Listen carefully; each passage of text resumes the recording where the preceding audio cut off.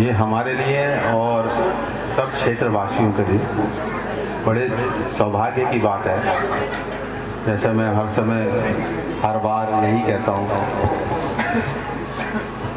कि अच्छे कार्य, पुण्यप्रद कार्य, आध्यात्मिक कार्य ये बड़े सौभाग्य से और पिछले कर्मों से प्राप्त होते हैं। जैसे आज का उत्सव और कल का उत्सव मेरे पिताश्री और परम पूज्य गुरुदेव ब्रह्मलीन श्री गौरी शंकर दीक्षित जी, इनका जन्मोत्सव हम मनाते हैं। जब स्वयं यहाँ इस सहज परम धाम की स्थापना हुई तो बड़े गुरु जी परम पूज्य गुरुदेव यहीं रहते थे, तो उनका जन्मदिन भी यहीं मनाया जाता था। क्योंकि एक बार ये प्रश्न आया था कि इतनी विपरीत परिस्थितियों में उत्तराखंड में बरसात भी होती है, लैंडस्लाइड भी होती है, आप वहीं क्यों मनाते हैं जन्मदिन? जहां उनका जन्म हुआ था मदारपुर, वहां क्यों नहीं मनाते? ये एक बार प्रश्न आया था। फिर मैंने यही उत्तर दिया कि जब स्वयं परम पूज्य गुरुदेव यहाँ रहते थे तभी से उनके सामने ही, और इसी तरह से सांस्कृतिक कार्यक्रम होते उनके सामने ही। तो यहाँ के नैनीताल के स्थानीय कलाकारों द्वारा बहुत सुंदर प्रस्तुति हुआ करती थी। तो वो जब परंपरा चल गई तो उनके बाद भी ये परंपरा आज तक चल रही है, और प्रभु से प्रार्थना है, गुरु से कि ऐसे ही निरंतर चलती रहे।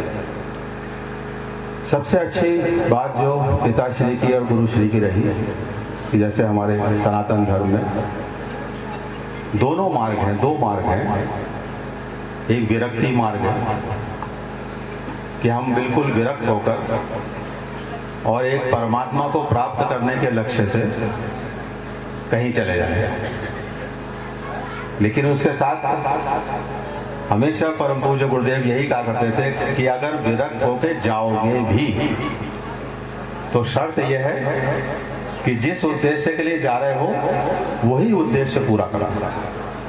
केवल चोला रंगने से, मालाएं पहनने से, चंदन तिलक लगाने से परमात्मा प्रभावित नहीं होगा। जो जनता है, बाकी जो अन्य लोग हैं, वो जरूर तुम्हें धार्मिक समझेंगे। ये हमारे सनातन धर्म की बहुत अच्छी एक विशेषता भी है कि भेष की पूजा भी है यहाँ। भेष के पीछे चाहे कुछ हो, लेकिन भेष की पूजा है। ये सनातन धर्म की बहुत अच्छी बात है कि आप केवल गेरुआ वस्त्र धारण कर लें, रुद्राक्ष पहन लें, तिलक चंदन लगा लें, तो आपको जरूर प्रणाम करेंगे लोग, चाहे आपको ज्ञान है या नहीं। कुछ नहीं है, केवल भेष, ये और जगह नहीं है। सनातन धर्म में कितनी अच्छी बात, भेष की पूजा भी, और ज्ञान हो तो बहुत ही अच्छी बात।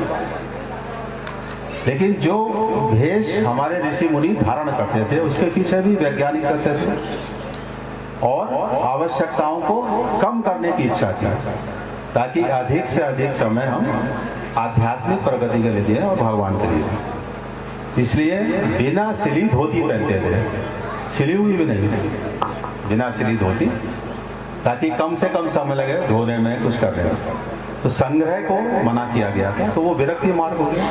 दूसरा है आसक्ति मार्ग, कि अगर हम सब कुछ करते हुए भी और प्रभु के द्वारा जो हमें कर्तव्य दिए गए हैं, एक तो प्रारब्ध है और एक ड्यूटीज है। ड्यूटीज हमारी परिवार के प्रति भी है कर्तव्य, समाज के प्रति भी है, देश के प्रति भी है, और धर्म के प्रति भी है। ये कर्तव्य है। और प्रारब्ध क्या है कि जिससे हम जीवन यापन करें, जिससे हम अपने शरीर का पालन पोषण करें, जिससे हम परिवार का पालन पोषण करें, वो क्या है? प्रारब्ध, जिसे हम भाग्य कहते हैं। इसके साथ साथ भगवान ने कहा भाग्य चाहे कुछ भी हो, उससे फर्क नहीं पड़ेगा, आत्मा में संतुष्टि होनी चाहिए। अगर आत्मा में संतुष्टि नहीं है तो हमारी सामाजिक हैसियत कितनी भी बड़ी क्यों ना हो, हम कभी भी प्रसन्न नहीं होंगे, कभी खुश नहीं होंगे। तो गुरुदेव की बात चल रही है, तो उन्हीं की जो शिक्षाएं हैं उन्होंने दोनों मार्ग दिए। तो उन्होंने कौन सा मार्ग चुना कि सब कुछ कर्म करते हुए, जैसे भगवान कृष्ण, भगवान राम, और जो अब भगवान का 10वां अवतार होगा कल की, इन तीनों के जीवन है, पूरे जीवन यात्राएं हैं, जिसमें गृहस्थी भी है, परिवार भी है, समाज भी है, देश भी है और धर्म भी है, जिस धर्म के लिए भगवान अवतार लेते हैं। सज्जनों की रक्षा, धर्म की स्थापना, है ना, और दुष्टों का संहार। तो कुछ कार्य भगवान के द्वारा है। सनातन धर्म की दूसरी सबसे अच्छी और विशेषता कि हम किसी भी रूप में रुचि के अनुसार किसी तरह से भी कोई भी मार्ग चुन सकते हैं परमात्मा को प्राप्त करना। ये सबसे अच्छी बात है कि जो तुम्हें जैसा अच्छा लगे परमात्मा को भजो। तो हमारे परम पूज्य गुरुदेव यहाँ जिला रामपुर, छोटा सा ग्राम मदारपुर, वहाँ के लोग आए हुए हैं, वहाँ जन्म लिया। इसके बाद दोनों तरफ 10 साल यानी दादा का पक्ष और नाना का पक्ष, दोनों सिद्ध पुरुष, तो वो प्रभाव पड़ नहीं था जीवन पर। तो आध्यात्मिक रुचि बचपन से ही उनकी होती चली। लेकिन परमात्मा की प्राप्ति क्या अपेक्षा करती है? बहुत से कहते हैं जरूरी थोड़ा परमात्मा को प्राप्त करो, प्रार्थना करो और अपना कार्य करते रहो। लेकिन दर्शन क्या कहता है, वेद पुराण क्या कहते हैं कि जब तक परमात्मा को तुम अपने जीवन में शामिल नहीं करोगे तब तक पूर्ण रूपेण संतुष्ट, सुखी और शांत नहीं हो सकते।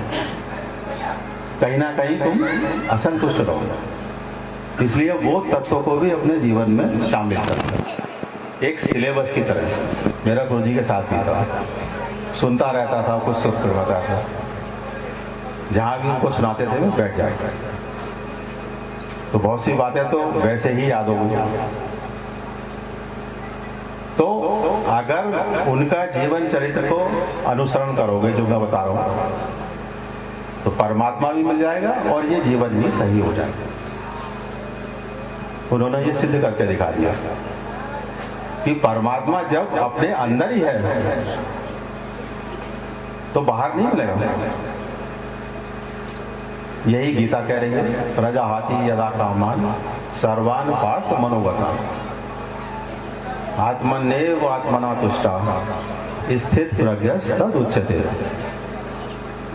कि सारी जो तुम्हारी सांसारिक कामनाएं हैं उनको छोड़ो। वहां आवश्यकता को नहीं कहा गया है।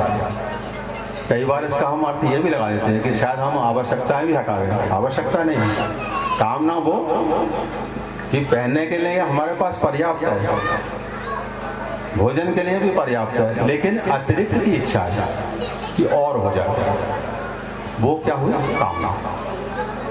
तो भगवान ने क्या है कि जो अतिरिक्त कामना है जिससे तुम्हें लक्ष्य की प्राप्ति में बाधा उत्पन्न हो सकती है।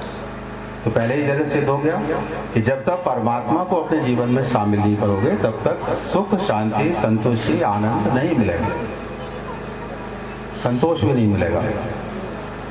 तो उन्होंने अपनी आवश्यकताओं को सीमित किया। दूसरा उनका जो बहुत पक्का टाइम टेबल था, संजय भैया सुन रहे होंगे, तो जब हमने सूक्ष्म रूप से उनका अध्ययन किया, वो बार बार ये कहते थे कि नहीं, गृहस्थी में ही परमात्मा मिल जाएगा, गृहस्थी में ही परमात्मा मिल जाएगा, बाहर कुछ नहीं। तो इनके जो सदगुरु थे, प्रथम गुरु हुए पिताश्री यानी कि मेरे दादाश्री, उन्होंने दुर्गा देवी भगवती की उनको दीक्षा दी और 3.5 घंटे भगवती की उपासना करते थे ये सदपुरुष, 3.5 घंटे। और उनका लक्ष्य था कि मैं ब्रह्म विद्या प्राप्त करूँगा। ब्रह्म माने जो परमात्मा तत्व है, उसी के अवतार रूप में राम, कृष्ण, ब्रह्मा, विष्णु, महेश है, ब्रह्म एक है, उसको प्राप्त करूँगा। तो दादाश्री ने बताया, गीता भी यही कह रही है कि नाहम प्रकाशा सर्वस्या योग माया समावृता। हे द्रौपदी, मैं सबको प्रकाशित नहीं हूँ, मैं योग माया से ढका हुआ। तो सर्वप्रथम सिद्धांत आया कि पहले हमें शक्ति की उपासना करनी पड़ेगी, बिना शक्ति के कुछ नहीं है। एक बार मुरादाबाद में ब्राह्मण महासभा का आयोजन था और यही नवदुर्गा के व्रत परायण थे। उसमें मैंने यही बताया, तो आदि गुरु जो शंकराचार्य थे, लोग कहते हैं नहीं हम वैसे भी चल सकते हैं, शक्ति की उपासना क्यों आवश्यक। शंकराचार्य जी का भी प्रारंभ में यही मत था। तो कश्मीर की यात्रा पर गए, ज्यादा बड़ा जीवन नहीं था शंकराचार्य जी का, थोड़ा ही जीवन था और उसमें उन्होंने पूरे सनातन धर्म को बदल दिया। ऐसी ऐसी व्याख्याएं लिखी हैं, ऐसे ऐसे उपनिषद पर अपने लेख लिखे जो आज तक बड़े अद्भुत हैं।